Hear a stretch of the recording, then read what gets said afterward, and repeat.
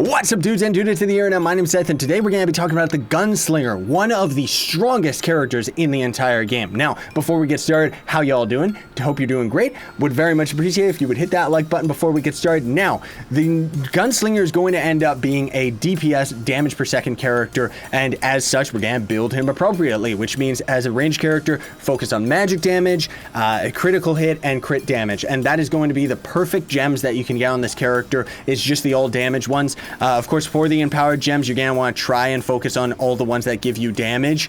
You know, like the explosive epilogue is a good one. Run and go, and then the class gem ability is gonna be the big bulk of the character. That's gonna be where you're gonna get all of your power. Now, of course, I don't have ideal stats with this character, but I just want you to keep that in mind. And then for the gear, you know, you're going to want to focus on attack speed as the fourth stat, no matter what.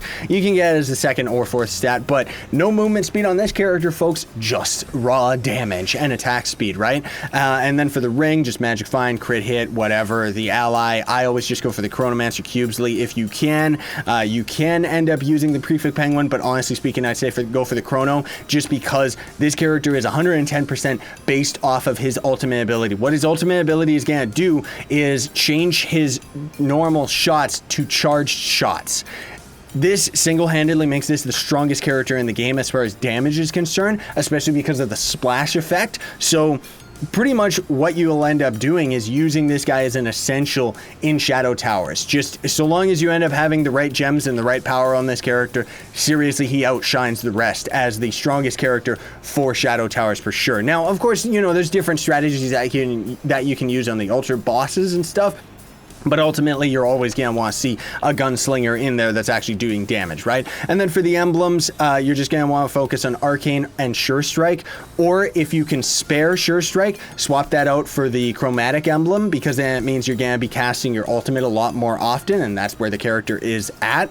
Like, you're going to be doing all your damage with your ultimate, and then you're pretty much going to be sitting there on cooldown, not really doing much damage. Of course, you can rocket jump, which is going to cause damage, and every now and then you'll get your normal right-click attack charge shot, but I like to save those charge shots for when you've got your ultimate running, because it's actually going to cause a lot more damage while your ultimate is affected. And then for the flask, I just go for death defying, but you can very easily swap this out with this character. You know, generally speaking, you're going to have no health at the end game, of course, but you can swap death defying out just because the high survivability of the Gunslinger while you're up in the air.